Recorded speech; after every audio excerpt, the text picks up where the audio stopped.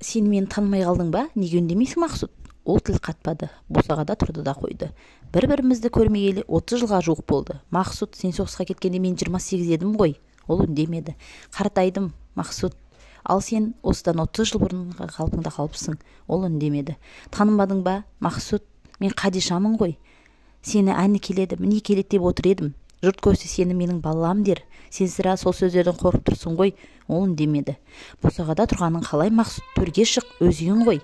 Қадиша Мақсұтты қолынан ұстап төрге алып шықпақ болып, ілгері аттайын деп еді, ол орнынан қозғала алмады. Арада 2 адым жер, бірақ алынбас асу сияқты. Жілік-жілігіне қорғасын құйып жерге қағып қойғандай тырп етуге дәрмен жоқ. Ал Мақсұт табалықта әлі тұр. Сенің келгенің жақсы болды, Мақсұт, дейді Қадиша. Туысың Шалабайдың қорлығына шыдай алмай сені айқайлап тұрып шақырып ем. Естіген екенсің, Шалабайдың былтыр күйеуге тиген қызы төркініне түсіп келіпті. Ол қызды сен көрген жоқсың. Мұнда туған бала ғой. Қағынып былтыр байға қашып кеткен. Шалабай қызына енді сенің өлігіңді ғана көрейін деп еді. Бәленіме құрдасы бақуат немекен. Шалабайдың көмейіне тас тығылған қасқырай болды да қалды. Тас қуып тапқанымды ит жегір, мейлі ғой, қыз жат жұрттық күләй тұрмақ, сенің жалғыз қызың Жанар да әлде қашан тұрмыс құрып балалы шағал болып кеткен. Қолыма көшіп кел, жалғыздан жалғыз қайтып отырасың деп мың айтып жалынды, бармадым. Мақсұттың үйінің түтіні өшпесін, отырамын осында дедім. Ой, алжыған басым, бірді айтып бәріне кеткенім. Бәрі анау Шалабайдың қызы Күләйдан шықты ғой.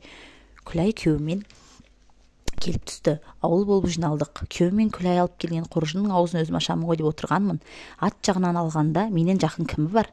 Шалабайдың аталастан осы Мақсұттың үйінен жақын ешкім жоқ қой, біле білсе. Білмеді. Айдаладағы Ақшай кемпір ұстады қоржынның аузын. Ақшай кемпірдің бүгінде мұрнынан есек құрт түседі. Шалы қасында 3 бірдей келіні қызметін істеп тұр. Шифрлеп 8 бөлмелі үй салдырған. Балаларының бас-басына мотоциклі бар. Шалабай шіркін сенің інің, менің қайным ғой. Қайным болмай қатағалғыр қоржынды маған ұстатуға жарамады. Бұрын бір құдайдан басқа салғанына көніп, жоқшылықты да тоқшылықты да көріп көндіккен бас қой мына бас. Бірақ анау қорлыққа шыдамадым. Ей шырақ дедім Шалабайға. Аруақ атып кетпесін дедім.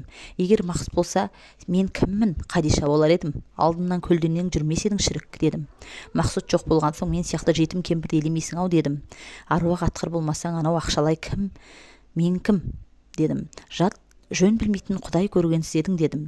Тұқшиып төмен қарап жер шұқылайды, жерге кіргір.